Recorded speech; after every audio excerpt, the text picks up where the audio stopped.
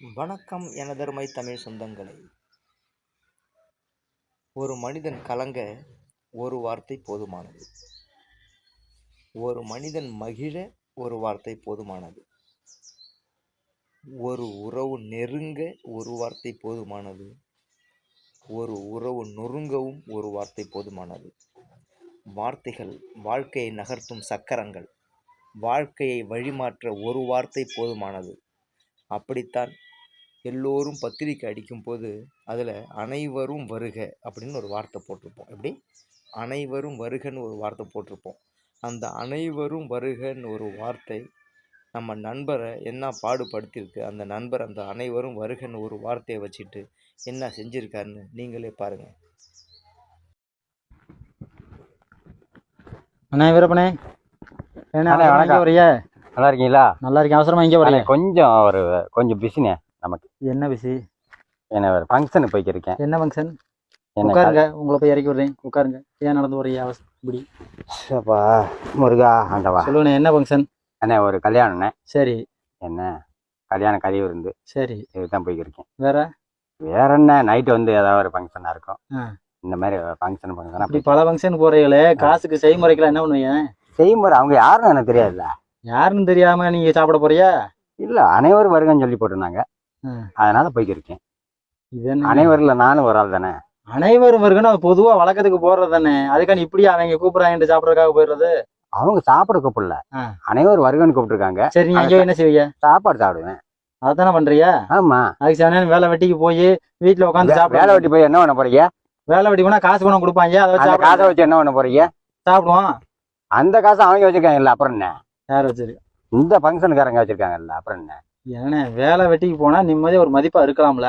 இல்லைண்ணே, நீங்க வேலைக்கு போய் சொல்றீங்க. வேலை வெட்டி போனா ஒரு ஆளுக்கு அடிமையா இருக்கணுமா? அது தேவையில்லை நமக்கு. காந்தி என்ன சொல்லியிருக்காரு? என்ன சொன்னாரு? காந்தி தாத்தா என்ன சொல்லியிருக்காரு? சுதந்திரம் பண்ணி கொடுத்துருக்காரு. எது? 1947 சுதந்திரம் கொடுத்துருக்காரு. அப்ப சுதந்திரமா தான் இருக்கணும். சுதந்திரமா இருக்கிறதுனால நீங்க வேலைக்கு போகாம இப்படியே தர்றீங்க. ஆமா, சுதந்திரம் தான் அது. சரி, இப்ப உதாரணத்துக்கு ஏதாவது ஒரு காசு தேவைப்படுது. உதாரணத்துக்கு நீங்க போட்டிருக்க சட்டைக்கோ நீங்க முடி வெட்டுறதுக்கோ காசு தேவைப்படுது. அதுக்கெல்லாம் என்ன செய்வீங்க? எல்லாமே இந்த நேரம் இருக்க முடி போனா சரி, சரி, பெரிய மொட்டை எடுத்து விட்டுருவாங்க. சரி. என்ன சட்டை ஏதாவது கேத வீட்டுக்கு போனா சட்டை எடுத்து கொடுத்துருவாங்க. ஐயா, ஆமா. என்ன அந்த சட்டை இதுதான். என்னன்னா இப்படி கிளம்பிட்டீங்க? ஆமா. என்ன பண்ண சொல்றீங்க? எல்லா நாளும் முகூர்த்த நாள் இருக்காது. முகூர்த்த நாள் என்னென்ன இது போடுறாங்கல்ல, அன்னதானம் போடுறாங்கல்ல. என்ன அரசியல்வாதி அன்னதானம் போடுறாங்க. அதே மாதிரி அரசியல்வாதி கூட்டம் அடிக்கடி நடக்குது இல்ல. கூட்டம் அடிக்கடி நடக்குது. சரி. ஒரு கோட்டரு கோழி பிரியாணி ஃப்ரீயா கிடைக்குது. 500 ரூபாய் காசு. இதை விட என்ன வருமானம் வேணும் உங்களுக்கு? சொல்லுங்க பாப்பா. வீடு வீடா போய் சாப்பிட்டுக்கிட்டு இருக்கிறதா? வீடு வீடா இல்ல, இது பொது தளத்துல சாப்பிடுறது. வீடு வீடா போய் எதுக்கு சாப்பிடுறோம்? நான் பிச்சைக்காரனா? நான் குடிமகன். சரி. எது? தமிழ்நாட்டு குடிமகன். எங்கெங்க என்னென்ன போடுறாங்களோ அது சாப்பிட்றதுக்கு எனக்கு உரிமை இருக்கு. இப்ப இங்கே வருங்க, பல பேர் உசுரை நான் தான் காப்பாத்திக்கிறேன். பல பேர் உசுரை நீங்க என்ன காப்பாத்துறீங்க? இந்த ஃபங்க்ஷன் வைக்கிறாங்கல்ல, ஆமா, அன்னதானம் போடுறாங்கல்ல, ஆமா, அத்தனை ஒரு உயிரையை நான் தான் காப்பாத்துறேன். அது எப்படி? உங்களுக்கு சோறு போட்டு அவங்க தான் உங்க உசுரை காப்பாத்திக்கிட்டு இருக்காங்க. எப்படி? என்ன தலைவர் என்ன சொன்னாரு? எம்ஜிஆர் என்ன சொன்னாரு? தர்மம் தலையாக்கும். அப்புறம் என்ன? தக்க சமயத்தில் உயிர் காக்கும். உயிர் காக்குன்னா அவங்க தர்மம் பண்றாங்க. சரி, நம்ம போய் சாப்பிடுறோம். சரி, அப்ப நம்ம அவங்க உயிரை காப்பாத்துறோம். அடாடா, நீங்க அப்படி வரையலா? அதுதானே ரைட் நடைமுறை. அதானே கரெக்ட்ண்ணே. அப்புறம் என்ன? அதுக்கு தான் அந்த உயிரை காக்குறது தான் இப்ப போய்கிட்டு இருக்கேன். என்னை ரொம்ப வழி மறைச்சு உங்க நேரம் மேல கேள்வி கேட்டு. இல்ல, உங்க நேரத்தை நான் வேஸ்ட் பண்ண விரும்பல. நீங்க போயிட்டே இருக்கலாம். இறக்கி விடுறேன். நீங்க இல்ல நீங்க போயிட்டு வாங்கண்ணே. சிறப்பு. நீங்க பல பேருடைய ஃபங்க்ஷனுக்கு நீங்க போகணும். நான் ஒரு ஆள் வீட்டு ஃபங்க்ஷனா உங்களை போய் இறக்கி விடுவேன். நீங்க திடீர்னு போற இடத்துல புகுந்துருவீங்க. இல்ல எனக்கு பல ஃபங்க்ஷன் இருக்கு. என்ன எல்லாத்துக்கும் நான் போய் தான் ஆகணும். சரி, மன்னிச்சுக்கோங்க. போயிட்டு வாங்க. என்ன போயிட்டு வாங்க. என் நேரத்தை வீணடிக்காது. வீணடிக்கலை. சிறப்பா போயிட்டு வாங்க. வாழ்த்துக்கள். அத்தனை பேத்துக்கு நான் பதில் சொல்லணும். கல்யாண வீட்டுக்காரங்கள கேட்டேன்னு சொல்லுங்க. அது யாருன்னு தெரியாதுல்ல. சரி, போயிட்டு வாங்க. அப்பா அம்மா தெரியாது. சரி, தேவை டேபிள் சேரு. சரி, இன்னொன்னு தெரியுமாண்ணே?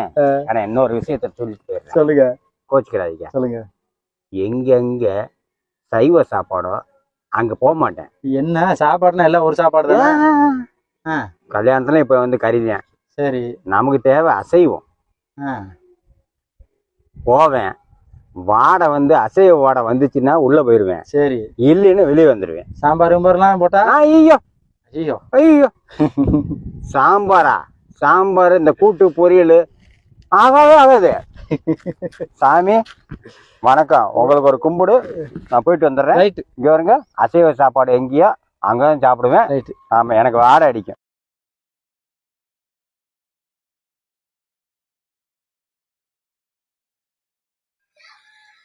நண்பர் வந்து விருந்து சாப்பிட வேகமாக கிளம்பி போயிட்டாரு. நண்பர் விருந்து சாப்பிட போயிட்டாரு. அதுவும் அசைவ விருந்து தான் வேணும்ன்ட்டாரு. நாமளும் போய் நம்ம வேலையை பார்ப்போம். நன்றி, வணக்கம்.